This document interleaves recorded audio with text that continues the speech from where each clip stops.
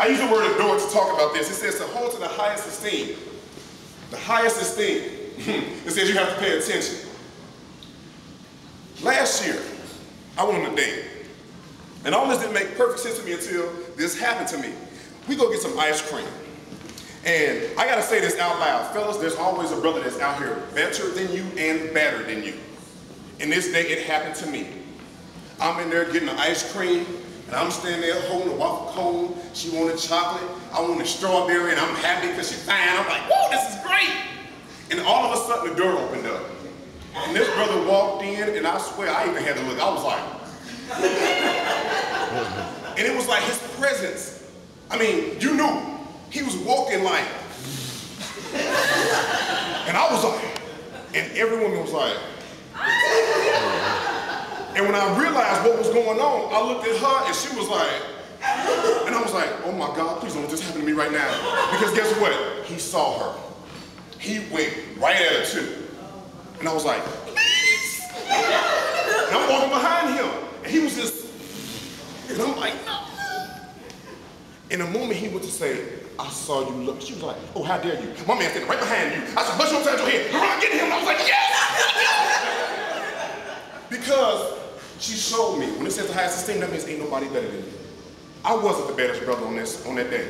He was. Dress, height, voice, everything. I mean, like I said, everybody was like, but she let me know it wasn't even important to her because I was standing right there. That's what that word comes from. It says you have to pay attention. Lastly, my daughter taught me this lesson. My daughter taught me how much attention she pays to me in my relationships. About a year ago, I go and pick her up and we go on vacation. And she's standing in the bathroom mirror doing this. And I walk around the corner, I'm like, what are you doing? She was like, I'm combing my hair. And I was like, don't even look right. You ain't got no bone in your butt bone hanging out your head. Don't do that. Go sit down somewhere. Wasn't thinking about it. Later that night, my ex-girlfriend, she in the mirror. You like this, Daddy? I was like, oh my God. And she was like, what's wrong with you? I said, Jay was doing the exact same thing earlier. She's like, what? I said, my daughter shows me how much attention she pays to you. See, once again, she knows I like you. And she wants me to like her, so she mimics what you do. I said, oh my God. She showed me how much attention it pays. She got in trouble in school, y'all, a little bit after that. They called me up to the school, I go up there. I'm like, Jalen, why are you here? She's sitting there with a devilish smile to myself. I ain't do nothing. And I was like, what you do? And the lady said, Jalen, tell your daddy what you did. She said, well, I was in PE, and these boys got to picking on me, and so I kicked them in the ding-ding. And I said, what? Get your punk butt in the car. And she didn't realize that she did anything wrong, because her mama told her if anybody bothered her to swing low, kick him in the ding-ding. She walking out to school like this, y'all. She like, I'm leaving my daddy, y'all gotta stay in school, ha ha. And I was like, are you done? Get your butt in the car. See, as parents, sometimes we forget that when we ask our kids questions, they have a right to answer us and express themselves. We forget to be a listener. Like how they say in the back, listen. I want to reach out and touch my daughter so bad that day. I did. I'm driving down 20, and I'm like, Jalen, what would you do that, honestly? She's like, well, I just did what mommy said. And I said, Daddy got one of those. You don't get mad at having a nut kicking contest, because if you ever kick me, I'm gonna kick you back. And I said, you know, I can't deal with this. So I took it to my mama's house.